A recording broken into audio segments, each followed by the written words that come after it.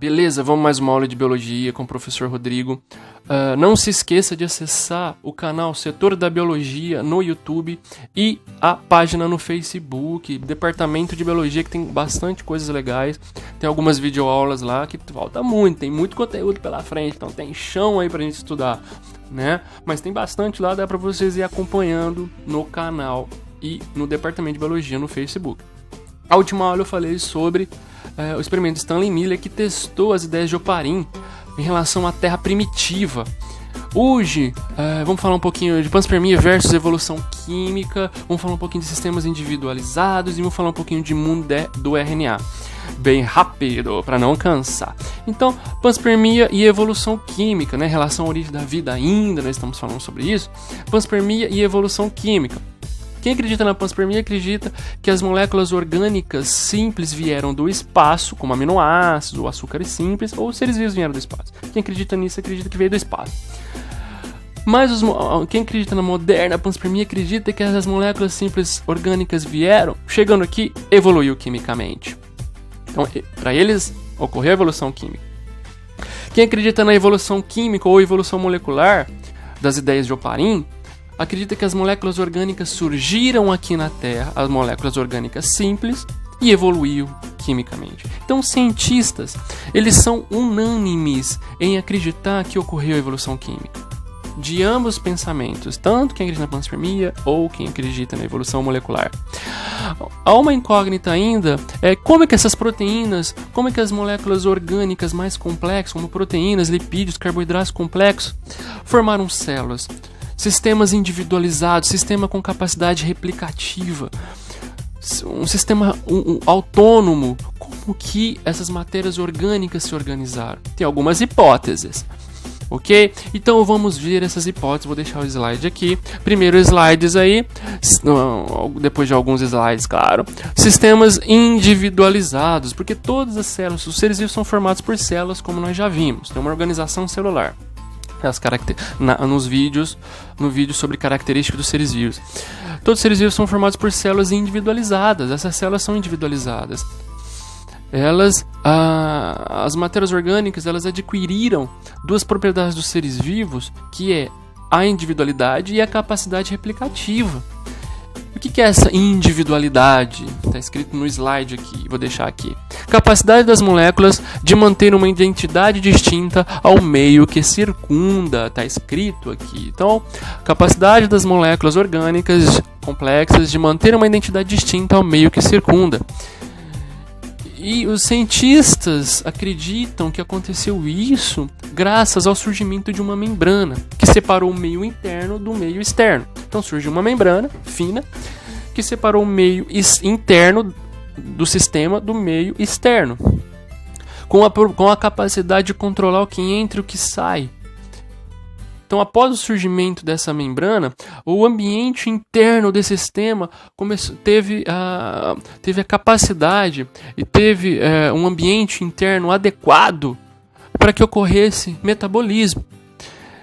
Tá? Então, essa individualidade, o cientista acredita, depois do surgimento dessa membrana, é um passo importante para o surgimento das células. Alguns experimentos feitos por Sidney Fox na década de 50 e na década de 60, ele esquentou aminoácidos e esses aminoácidos eles formaram microesferas proteinoides. Essas microesferas proteinoides, também podemos chamar de coacervados, essas microesferas proteinoides, após o aquecimento dos aminoácidos,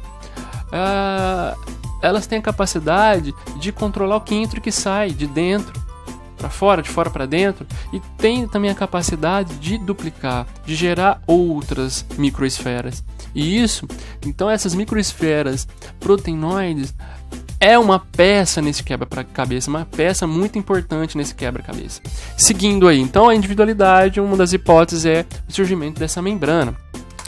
Então vamos vendo aí as microesferas proteinoides duplicando, ok, esse sistema fechado aí em círculos, parecendo uma bolha.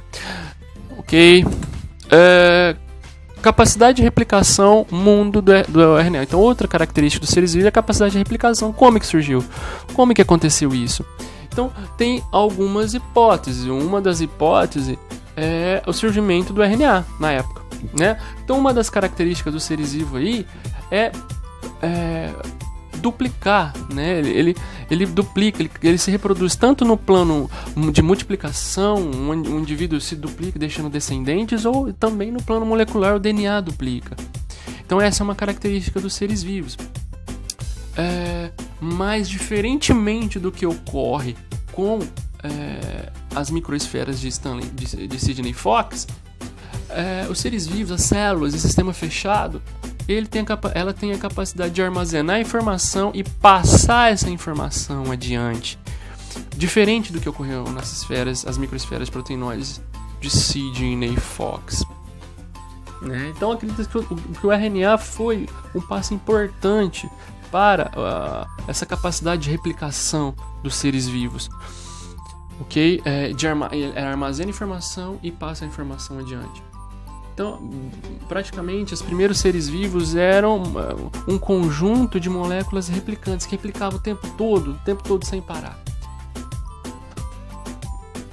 Então, esse RNA ele pode ter surgido, né, na Terra primitiva, junto com as matérias inorgânicas, ele pode ter surgido, e o RNA ele tem uma capacidade, ou um tipo de RNA específico, ele tem uma capacidade importante de acelerar as reações.